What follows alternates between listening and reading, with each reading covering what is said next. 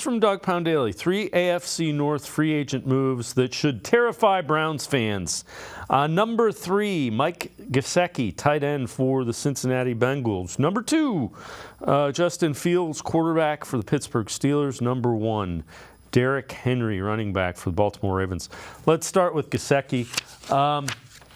You give a tight end to Joe Burrow that's more of a wide receiver hybrid. Yeah, that's, especially with Jamar Chase, T. Higgins, that's going to be a problem.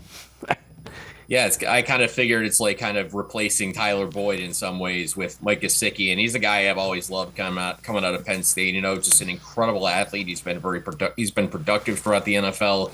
Certainly the best tight end I think that Joe Burrow's had. I think when it comes to the Bengals, Joe Burrow's health is priority number one, keeping him healthy, because if he is, then now you still have those great weapons of Jamar Chase and T. Higgins, and then you throw in another solid weapon like Mike Gesicki, you could bring some matchup issues. It just means, Bengals are obviously not going away anytime soon.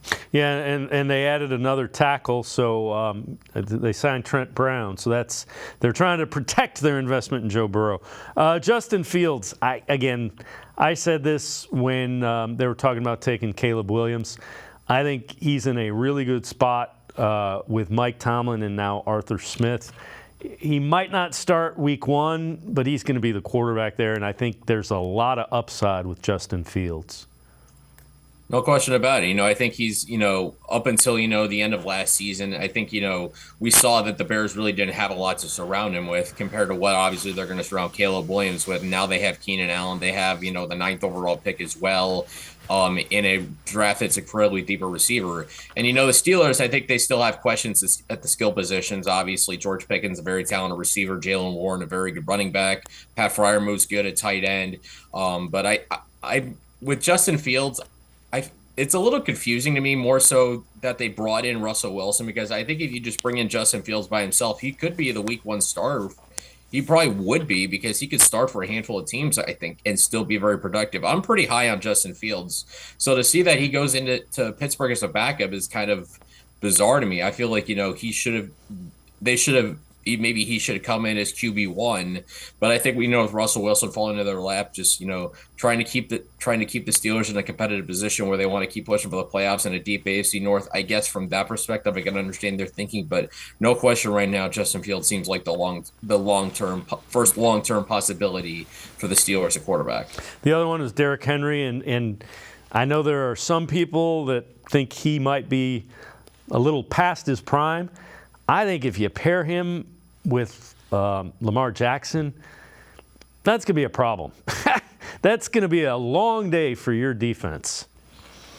Well, even if Derrick Henry's at 85% of himself, you put him with Lamar Jackson, you don't need to be 100% Derrick Henry to look good, and defenses are getting distracted with the threat of Lamar Jackson running the football. And obviously Lamar had that great season a year ago. And, we saw how productive guys like Gus Edwards, Justice Hill, and Keaton Mitchell could be, as kind of the second running option in that, Baltimore offense with Lamar Jackson there. Then all of a sudden you put one of the best running backs of our generation, Derrick Henry, next to him.